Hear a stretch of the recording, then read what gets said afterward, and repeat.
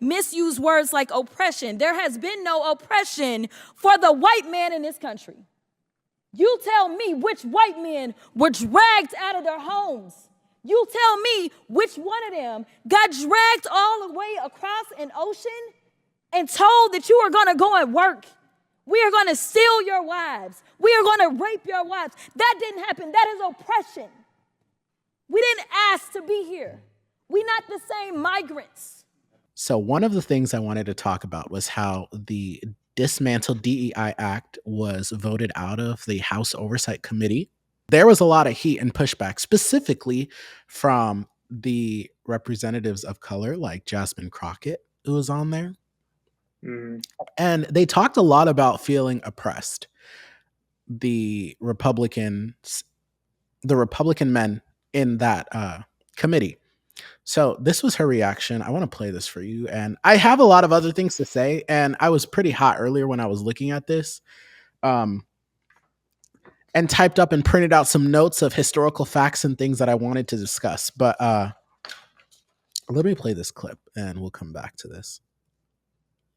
You consistently said over and over the word oppression, and every time that you said it, it was almost as if I was hearing nails on a chalkboard, because it seems like you don't understand the definition of oppression, and I'd ask you to just refer to Google to help you out. Oppression is the prolonged, cruel, or unjust treatment or control. That is the definition of oppression. And so as I sit here as a Black woman who practiced civil rights, let me tell you the reason that my colleagues wanted to make sure you understood the same Black history that your side of the aisle wants to delete out of classrooms is because you can then misuse words like oppression. There has been no oppression for the white man in this country. You tell me which white men were dragged out of their homes. You tell me which one of them got dragged all the way across an ocean and told that you are going to go and work. We are going to steal your wives. We are going to rape your wives. That didn't happen. That is oppression. We didn't ask to be here. We're not the same migrants that y'all constantly come up against. We didn't run away from home. We were stolen. So yeah, we are going to sit here and be offended when you want to sit here and act like, and don't let it escape you that it is white men on this side of the aisle telling us, people of color on this side of the aisle, that y'all are the ones being oppressed, that y'all are the ones that are being harmed.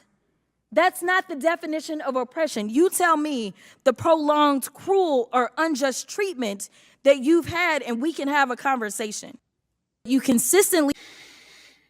So a congressperson, Representative Jasmine Crockett, yeah, she's great. I mean, she's great. So a white congressperson was saying that they've been oppressed with like DEI initiatives, that sort of thing. Yeah, that's what they were essentially saying. Yeah, I mean, it's like, yeah, sometimes. I mean, I grew up in the South. I grew up in Texas. I guess Texas is a southern state, but it's not really considered the South. It's a whole thing, right? But I grew up with bad history. You know, I grew up thinking that the Civil War was about the War of Northern Aggression. And I grew up being taught the Civil War was about, you know, states' rights, but they didn't really go into states' rights to do what. They just made it seem like it was this ambiguous, broad states' right issue, but it's just like it was states' rights to own slaves, right? Yeah, that was a huge thing. That was a huge controversy that Nikki Haley had, because she was like, when somebody asked her at one of those events that she had, they were like, can you tell us what the Civil War was about? And she was like, oh, it was about how government was going to run, you know, states' rights and XYZ. And they were like, it's wild to me that you're going to answer that without saying the word slavery. And she's like, what do you want me to say about slavery? Do you remember that? Yeah. I mean, she just doesn't want to, she doesn't want to defend, she doesn't want to offend people who were taught that the Civil War was the war of northern aggression, and it was like all that stuff about the South rise again. Like, I grew up in trailer parks where I saw the American flag being flown by the Confederate flag, and I thought nothing of it. I didn't know. And I totally believed that like a Confederate flag was about heritage more than like an oppressive state. And so, I mean, it's like it took me leaving Texas, getting a little bit of education in the Nebraska high school system, and then eventually getting to college to like realize like how much I was taught wrong. Right. And then even today, like people are still saying, well, it wasn't about slavery. It wasn't about slavery. It's about states' rights and freedom and all this other stuff. And it's just like, well, I mean, we have like the vice president of the Confederate, he gave something called the Cornerstone speech. Um and like part of the Cornerstone speech, it says, our new government is founded upon exactly the opposite idea of racial equality. Its foundations are laid in cornerstone rest upon the great truth that the Negro is not equal to the white man. Like you can read the people who were leading like the Confederate effort, and you can read what they were saying at the time, and you can look at their state constitutions after the fact. It was clearly about slavery. So I Yeah. mean, of course, like I had to go through this like culture shock and realize that like basically my public school system fed me a bunch of BS, you know. And so like the person she's talking to, either this person is ignorant like I was and like believed all this other stuff in their education and upbringing, or they just know that they're just playing to a base that believes things that way. You know what I'm saying? And the thing is to use kind of that rhetoric saying that we're feeling oppressed. I saw a quote. It was like, if somebody has privilege their entire life and when things have to be equal, they feel like they are being oppressed because they're losing absolute Yeah. privilege. But I would have went a step further. I'm just like, okay, you want to sit over there and say that you are being oppressed and, go through the spiel that she did and also say you have the audacity to say that in a building constructed by enslaved people. Yeah. You know what I mean? Like the US Capitol was built by slaves. The Capitol was built by slaves. I The found White out some House too, yeah. interesting things. Yeah, the White House too.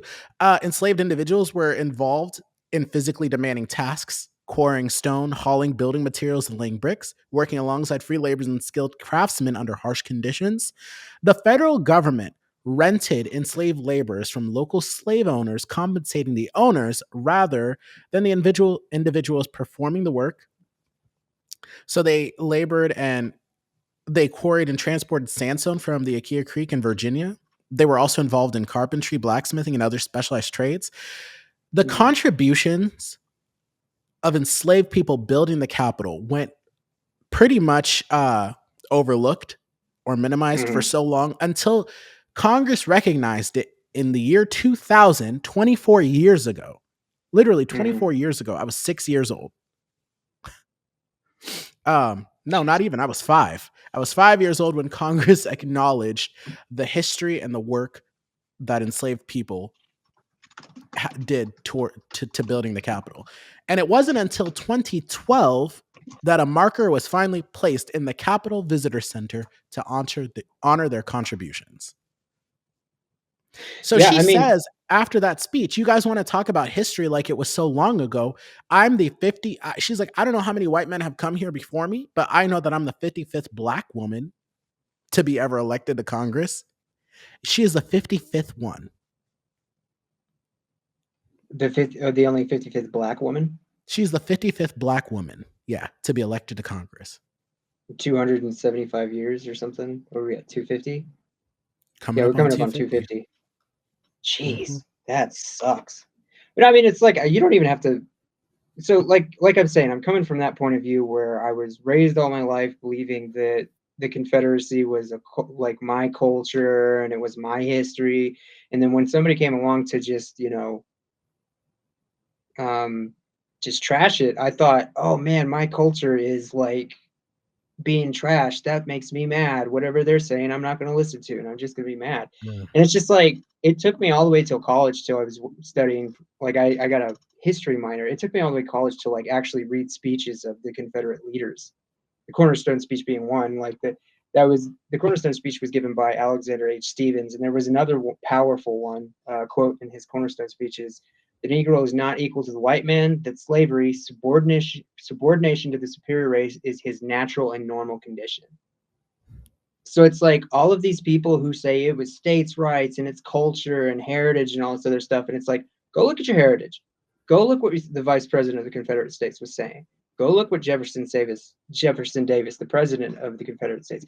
And it's just like they've just been taught this. They've been taught it's their history and their culture. And when they get, from their point of view, when they're getting shamed about it, which is not shaming, you're just teaching history and you're trying to correct their poor education, my poor education, they just feel like they're under attack. And it's like, no, we're trying to teach actual history. We're trying to make you acknowledge actual history. I like that you call it actual history, because it wasn't until like a couple of years ago that somebody said we need to stop calling it Black history in America. We need to start calling it American history, because this happened. Oh, yeah. It like saying, oh, it's Black history almost puts it like that's separate from American history in some kind of way. And they're like, no, this is how this nation came to be. Sure. But also, I feel like Black history has been suppressed, so it's like sometimes you do need to give it a certain emphasis. But it is history.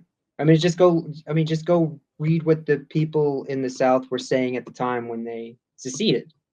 They weren't just saying states' rights; they were saying states' rights to own slaves. So either this congressperson is believes the whole Great Southern Lie, or they know it was more it's than a one, lie. I believe. Okay.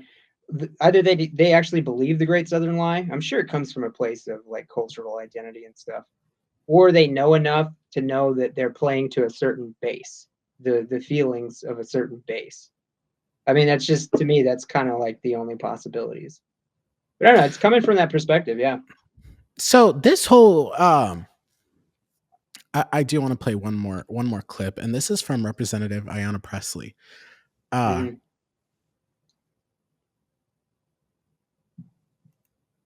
And she talks about how people keep trying to use Black historical heroes against Black people.